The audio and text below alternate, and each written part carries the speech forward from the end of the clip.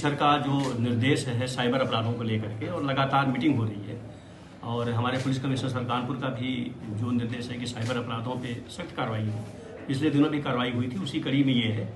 प्रतिबिंब पोर्टल के माध्यम से जब हम लोग को एक डाटा मिला कि यहाँ से कानपुर में, और कानपुर के पार्टिकुलर चकेरी और जाजमऊ एरिया से साइबर कॉल हो रही है, और उसमें लेकर के मोर देन 40 से ज़्यादा कंप्लेन रजिस्टर्ड हुई है।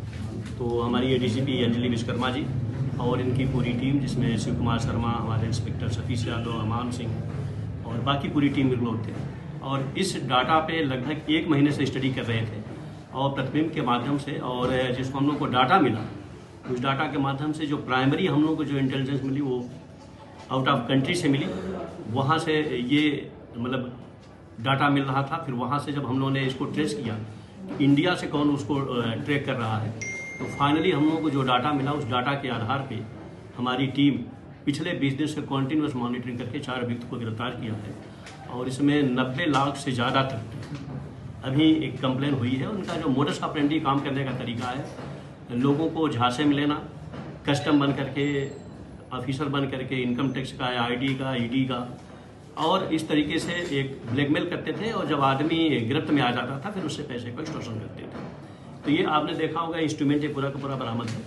इसमें कुछ हम लोग को जो टेक्निकल मिली है, उस पर हम लोग आगे ऊपर फीडबैक देंगे कि अगर ये चीज़ें सुधारी जाएँ तो शायद चीज़ों में साइबर अपराध कम हो सके। स्पेशली व्हाट्सएप के बारे में कुछ हम लोगों को चीज़ें मिली हैं, जिसपे हम लोग इसको ऊपर भी डालेंगे कि ये चीज़ें बंद होनी चाहिए। जैसे आप देखते हो कि एक व्हाट्सएप कई नंबरों पे चल जाता है, जैसे आपने सिम निकाला और सेट में आपके लगा हुआ कहीं चलता रहेगा, तो एक बहुत बड़ा एक मेजर फॉल्ट है, और इस पर हम लोग ऊपर भी करेंगे कि ये चीज़ बंद होनी चाहिए। ताकि कई टेक्निक है उसमें एक पार्ट ये भी है।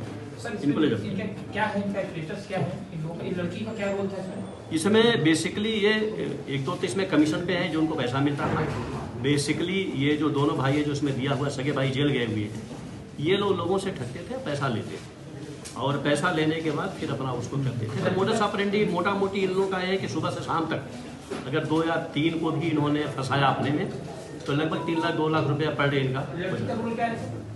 लड़की का रोल ये है कि जो डिवाइस मिली है वो लड़की के पास मिली है, लड़की ऑलरेडी चैट कर रही थी, और ये भी उसी का गैंग का एक हिस्सा है।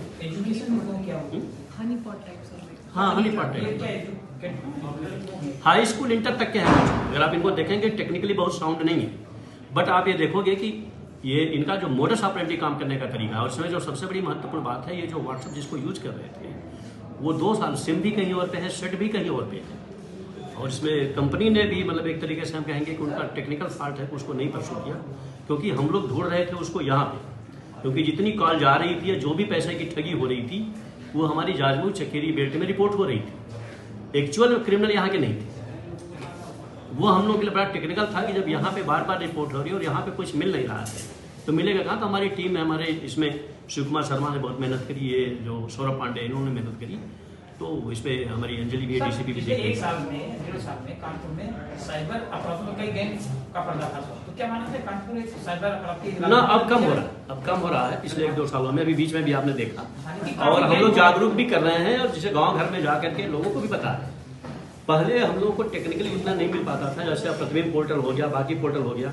आपने देखा होगा पिछले 1 सालों में कई हजार सिम और मोबाइल से ब्लॉक कराए गए, तो धीरे धीरे भारत सरकार भी और स्टेट गवर्नमेंट भी वो जो टेक्निकल है उस पर हो रहा है। कितने लाख का कर चुके हैं, कितने लोगों से कर चुके हैं अब तक?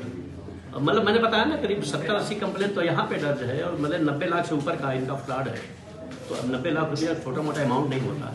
और अब जिनको आप देख रहे हैं, इनका एजुकेशन क्या है, क्वालिफिकेशन क्या है, लेकिन एक ये हमारी पूरी क्राइम ब्रांच की टीम ने बहुत ही मेहनत किया है, और लगभग 1 महीने की ये मेहनत का परिणाम है कि ये हम इतना ट्रेस करके मुलजिम तक पहुंच पाए। It is very tough for sir. कहाँ पर इनका नेटवर्क फैला हुआ था? ये बेसिकली हमको लखीमपुर मूव करना पड़ा, गोंडा, बहराइच, सीतापुर, उन्नाव तक हमारी टीम भटकती रही और सर्च करती रही पीछे पीछे, तब जाकर के लोग। कितनी टीम लगी थी? इसमें हमारी 10 से 15 टीमें लगी हुई।